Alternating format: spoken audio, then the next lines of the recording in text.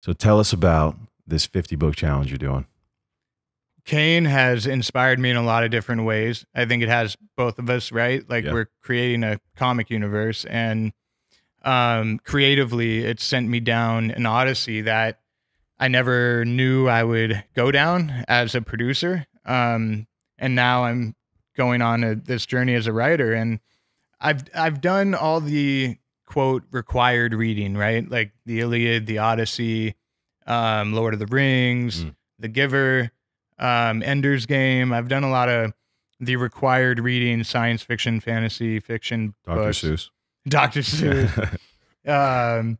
Absolutely. Calvin and Hobbes. There you go. And, you know, I really wanted to expand my knowledge in the area of literature and fiction. Yeah. And especially as, man, I'm writing Kane Volume 2 right now. I'm writing about 7 different spin-offs. I'm writing Volume 2 of Desert Heat. And I really want to tap into, like you said, what inspired the people that inspired me, right? So you take J.R.R. Tolkien, and who inspired him? Well, it so happens that there's a book called The King of Elfland's Daughter by Lord Dunsany, and Tolkien even stated that it's a big inspiration to him. And I'm literally only about 10 pages into it. However, the pages, they are pretty wordy. And you can already tell why this book is so inspirational and lasted as long as it did and affected the people that came after it. The world, it brings you in immediately.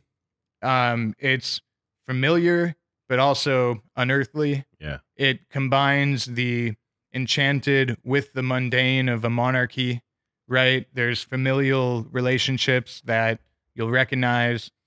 There's witches, there's runic swords, and I am really, really stoked about this one. If I may, I'm going to read a small section from it just to show the tone and writing style and the prose of how the book is operating. Because I can talk about it all day, but show me, don't tell me, baby. Context: a prince is in front of his father, the king, at his throne. And his father said, "Oh shit." Please keep that. Inspirational. "What do you bid me do," said the son, "when I come to that palace?" And his father said, "To wed the king of Elfland's daughter." The young man thought of her beauty and crown of ice and the sweetness that fabulous runes had told was hers. Songs were sung of her on wild hills where tiny strawberries grew at dusk and by early starlight, and if one sought the singer, no man was there. Sometimes only her name was sung softly over and over. Her name was Lyrizel. She was a princess of the magic line. The gods had sent their shadows to her christening, and the fairies, too, would have gone, but they were frightened to see their dewy fields, the long, dark, moving shadows of the gods. So they stay hidden in crowds of pale pink anemones, and thence blessed Lyrizel. So just the tone alone takes you into that world, right? Yeah. And that's from the first page. So you're just thrown into this prince must go on a journey to marry this princess in this magical land. Yeah. And he ends up getting a sword from a witch that's blessed with magic. And basically the townsfolk, the people of the realm, want a magical ruler. They don't just want like a normal man to be king. Interesting. So Is that the human realm or is that the elfin realm? Okay. Yeah. So the human realm wants someone with magical powers. Exactly. Okay. So they set it up as, is this going to be a cautionary tale? Right? Why do they want magic? Don't mess around with magic. Yeah. But you set up a romantic relationship between a prince and a princess. You set up a witch with magic. You set up the monarchy. All of the themes are just beautifully established, like right there. And like, I love that, like on the hill where tiny strawberries grow. And like the little minute details that are just added in to paint the picture of the world, right? The 100%. And even what you're saying too, like I don't know much outside of what we've briefly talked about the book.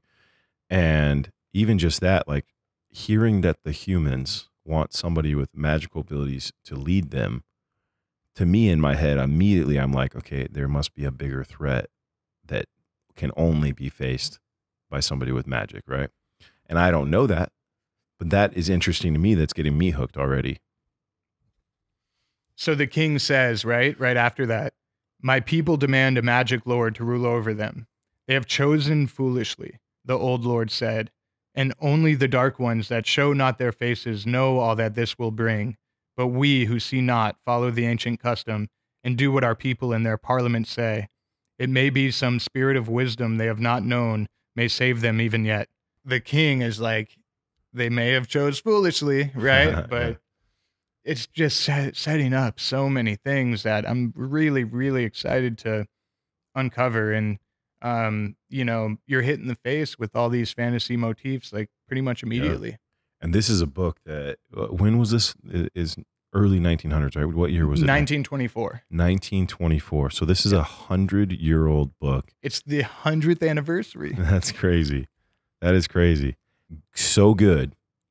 And that it's still relevant today, and maybe not as much as it was back in the day, right?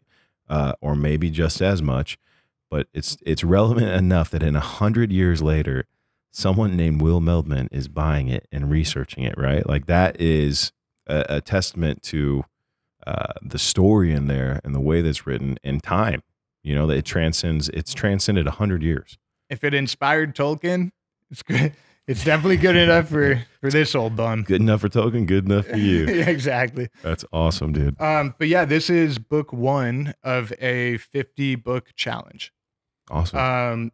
And I'm thrilled to keep going on. I'm going to read this really quickly. I'm a big fan that you're doing a book club. I love book clubs, and I've always actually wanted to start one. So you went ahead and did the initiative of actually making one, which is so cool. Where can people, really quick, join your book club?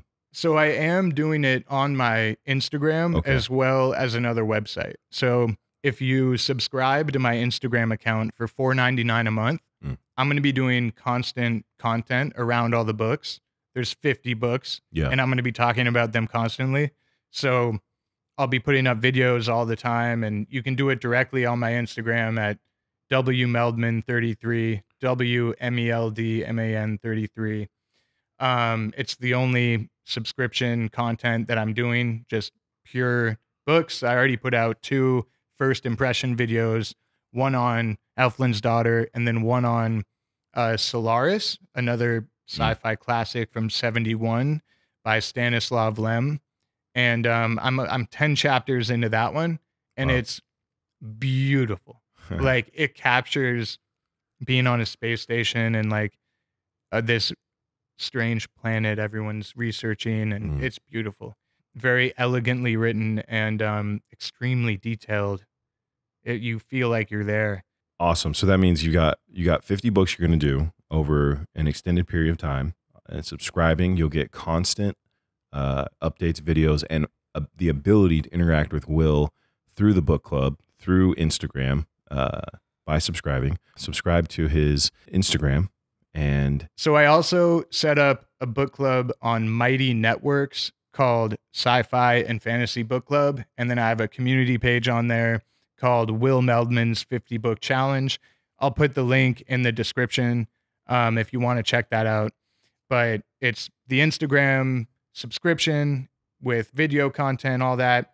And then Mighty Networks Sci-Fi and Fantasy Book Club, where they also do live streaming and video content and like a Discord type channel, all on that website. So I'll put all the links there. And thank you for watching. Don't forget to drop a like if you enjoyed the video.